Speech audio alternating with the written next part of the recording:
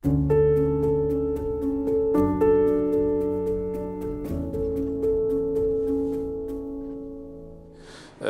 collaborazioni tra artisti e imprese finalizzati ad esempio a immettere dei contenuti artistici all'interno della produzione data da decenni.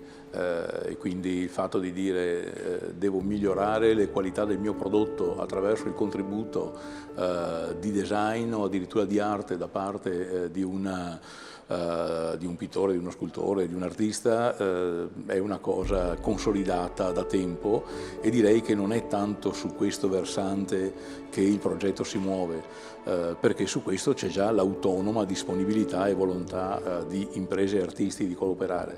L'idea è un po' più ambiziosa ed è quella di verificare se ci sia spazio e in questi termini quale spazio per permettere al processo di composizione e ricomposizione di esperienza fatto dagli artisti di essere interessante come modo di operare anche per l'innovazione nelle imprese.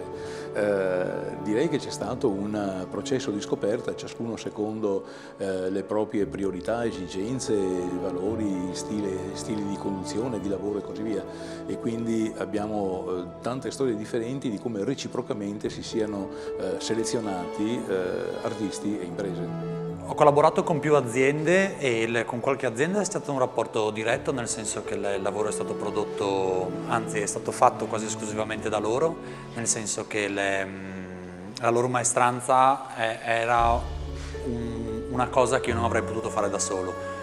Con Callegaro per l'argento, quindi abbiamo fatto una scansione 3D di una piccola pallina di carta stagnola, abbiamo fatto una riproduzione in argento mantenendo le stesse sembianze della pallina di carta stagnola, però rendendola più preziosa. Quindi una cosa che viene usata basicamente, che ci giocherelli in mano, oppure viene lanciata come stoppino a scuola, è diventata una specie di gioiello prezioso, sì, un metallo prezioso. Come istituzione pubblica la Fondazione Bevilacqua La Masa non produce le opere agli artisti, sostiene gli artisti nella produzione, però per esempio non è in grado di fornire materiali particolari o competenze per produrre opere di un certo tipo.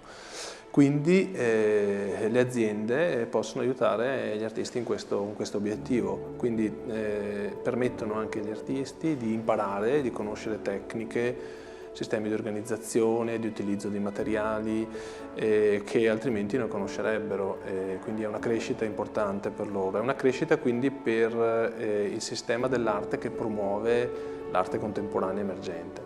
Poi c'è, secondo me, una questione più interessante, forse anche, di un'operazione che ho chiamato anche umanistica, nel senso che c'è uno scambio che non è quantificabile, non è direttamente ponderabile. È uno scambio, come dire, che semplificando può essere paragonabile a quello di una persona che legge un libro interessante. Cosa ti resta di questo libro? Quindi cosa ti resta di una visione umanistica dell'artista, una visione staccata dalla mera produzione, d'accordo? Ecco, questo arricchimento personale, questa acquisizione di competenze. Diciamo che il progetto è inserito in un contesto di impresa e cultura, cioè di poter valorizzare la cultura che è contenuta all'interno del fare impresa e produrre dei prodotti in sostanza. Gli imprenditori sono nel loro, diciamo, piccolo dei creativi e forse hanno messo un po' da parte queste creatività da quando si sono messi a produrre, a entrare nel business, però tra loro c'è una forte affinità con il mondo della creatività, creare cose nuove, oggetti nuovi.